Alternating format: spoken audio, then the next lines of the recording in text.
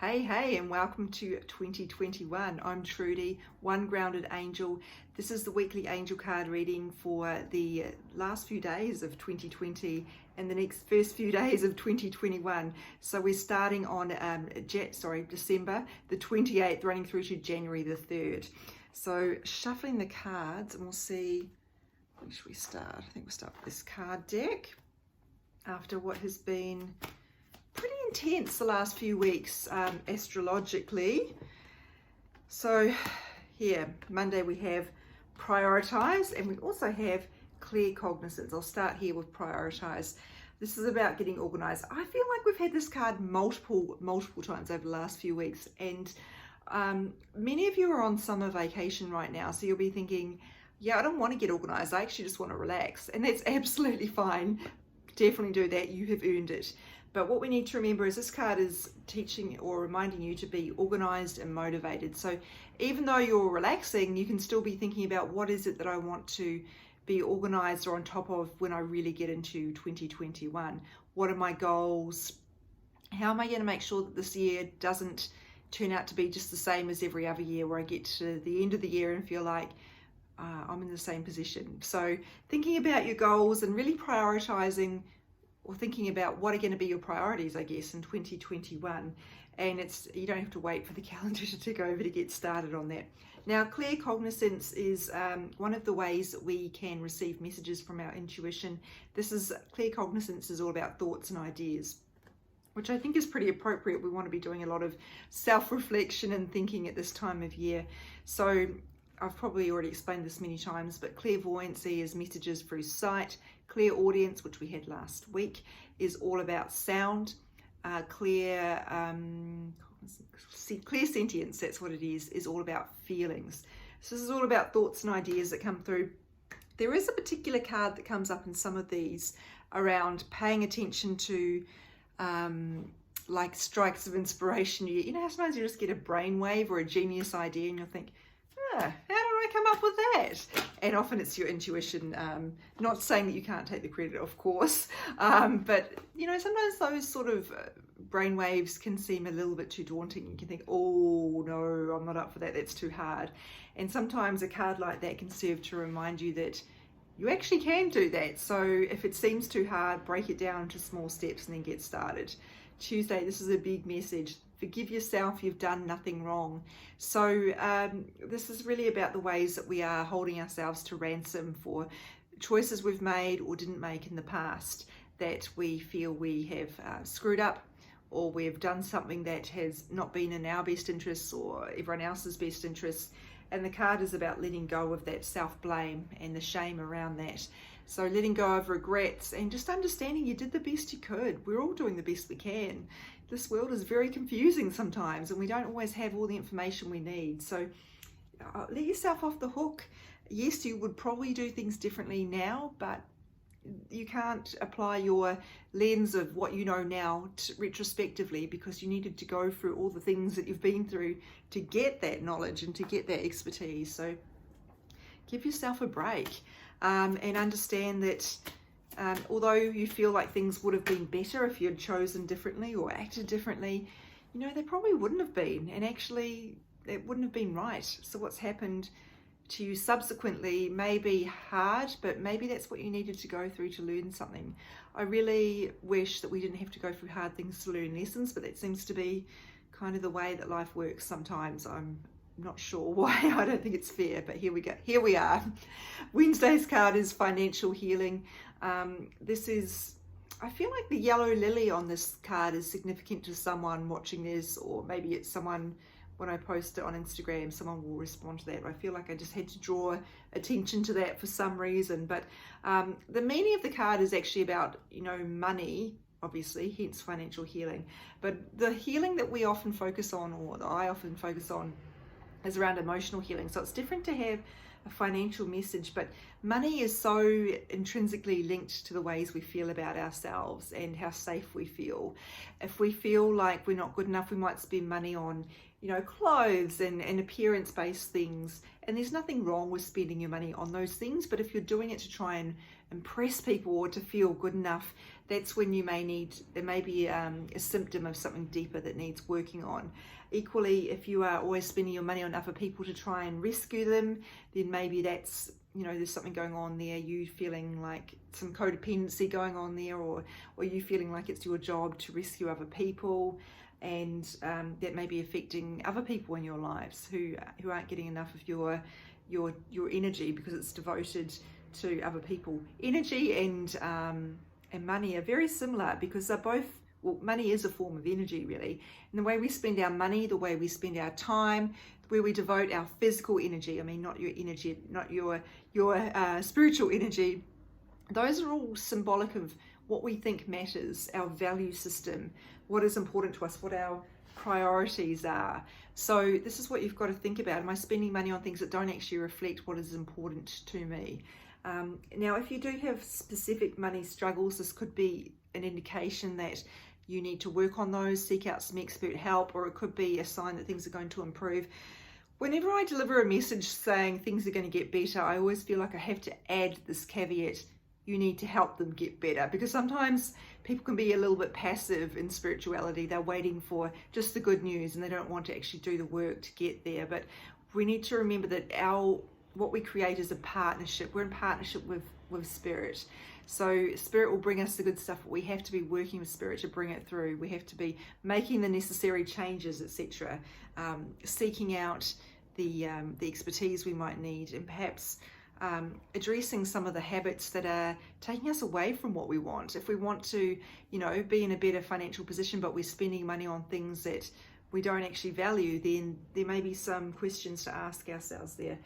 This is also about receiving, whether we feel like we've got enough of what we need, whether we have a scarcity mentality. If we're constantly worried, we've got big safety stuff around, feeling like it's not enough for me, we might try and hold on to our money, and then we're not using it to bring ourselves joy, or to to help ourselves get ahead in terms of retirement, etc. So we do need to be making sure that if there are money issues, what's going on underneath there that may need addressing. Oh, this is the perfect card for Thursday: renewing your life. We've had this multiple times. I love it because it can be on so many different levels. Renewing your life. So at a very practical level, it could be about decluttering, and you can see there's a box labeled clutter that this person's pushing off the cliff. It could be about getting rid of stuff physically that is having an energetic imprint on you, and I mean spiritual energy there. Sorry, an energetic impact. Perhaps it's making you feel like your life is in chaos. It's making you feel like you're overwhelmed. And we know that when we do a declutter, and I'm sure you've experienced this, you feel lighter. It feels so good. It's not just that the act of getting rid of things, it's the act of not feeling quite so burdened down by what's around you. So that's more of the mundane kind of level. At a higher level, this is about renewing your life in terms of getting rid of things that are holding you back. Maybe they are unhealthy habits. Maybe they are choices that you're making to engage with people who you know are taking advantage of you, and making sure that you're not doing that so that you can then complain about them later. Some people find complaining gives them a bit of a thrill, and that's because it means they don't have to do anything about the problem. And so just make sure you're not inadvertently feeding that. It can definitely be passed down through families, I know. Renewing your life. What is it that, as the calendar turns over, what is it that you want to renew in your life? Is it your energy, physical energy levels? Is it your spiritual energy in terms of your healing, your emotional healing? Is it your relationship? Do you want to invest more in that? All those sorts of things. And if so, what is it that you may need to release to get that? For Friday, Friday, sorry, I got sidetracked and couldn't remember what day it was. So embracing is Friday's card. I love the 2 days, sunflowers here are sort of intertwined there. It really speaks to a level of intimacy here. So who are your nearest and dearest?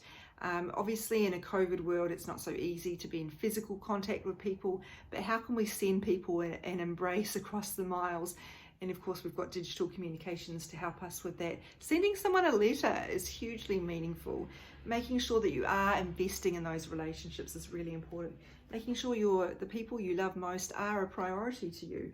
And of course, everybody says that they are, but people don't always show it because they prioritize other things. They prioritize being the perfect employee, which is just never achievable because perfectionism can never happen. And in the process, this is just an example, but their family can get neglected. So there are lots of ways that people act in ways that don't reflect what is actually their priority or their values. So I feel like value is a bit of a theme for this week because we've had the financial healing and that priorities card in here, embracing, really investing in those relationships and thinking about what you can do to reinvigorate them if that's what's needed. Remember that relationships are something we need to keep investing in. Saturday's card is so on point for that too. Listening. It's such an underrated skill, isn't it? So many people are going into conversations thinking about what they want to say and not listening to the other person because they're already thinking about what they can say back, or what does this person, sometimes it does come from a good place. They think, oh, what does this person need to hear from me? So they're thinking about what they can say. But actually what most people need from us most of the time is just for us to listen. All any person wants is to be heard, seen, heard, understood. And the gift that we can give them to do that is listening. That's it. And letting them know that we've heard them. We don't have to be fixing people's problems. And in fact, it's best if we don't, because honestly, that's their journey to walk.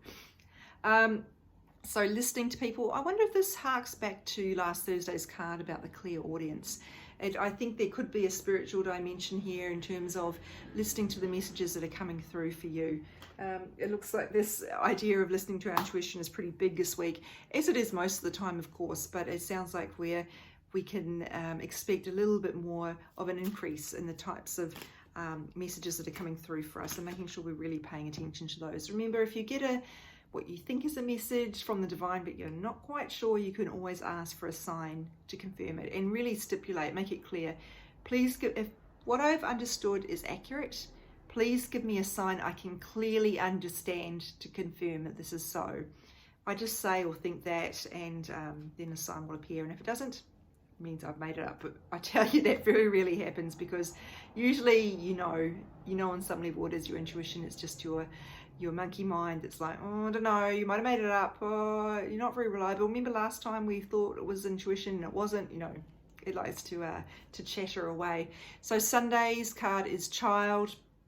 There's always a number of ways to read this card. One of the main ones is about having the trust of a child, remembering that we are children of the universe, and we need to be thinking about if we really do trust the universe to provide for us, then why are we acting in ways that show that we don't really trust at all? And we can do this, we can be out of sync in that way, but we need to think about, what can I do to really work on that disconnection? Do I need some healing to help me feel as safe as what I think logically I am, but in some ways I'm acting in ways that I don't feel safe. For example, I trust that I'm always going to have enough of what I need, that I'm provided for by spirit, but I keep hoarding because I've got all this stuff in here because I don't feel safe. So looking at ways that our actions are out of alignment with our beliefs, that could be part of it. And really thinking about what would I most need from the universe to feel more secure in my life, and what can I do to help make that happen? It could be something like to feel better about myself. So what can I do to really work on that?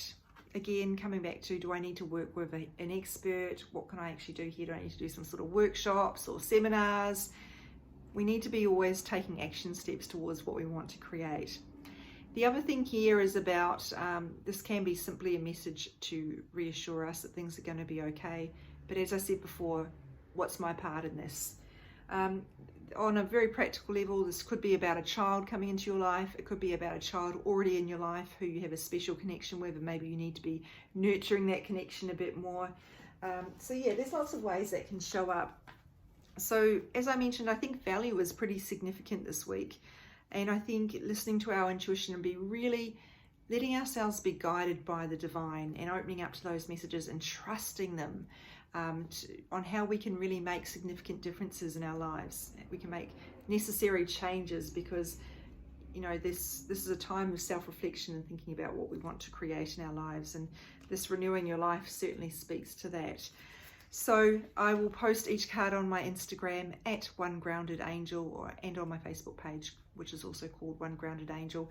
If you would like to work with me to do some energy healing, to work on things that are going on in the subconscious that are leading you to act in ways that are different to what you actually believe, which indicates there's something going on in your energy, you can do that by going to my website, www.onegroundedangel.com.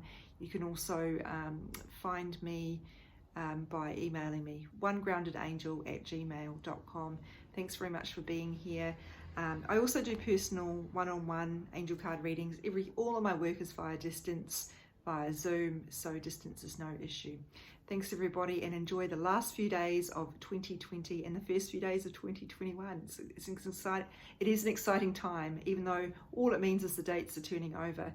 It presents an opportunity for us to think differently and to plan more, and which we always have, but there's something about this, the energy around this calendar change, I think can really propel us to prioritize and to think more about what we want from these very short lives that we have. Have an amazing New Year's Eve and New Year's celebration. Take care, everybody.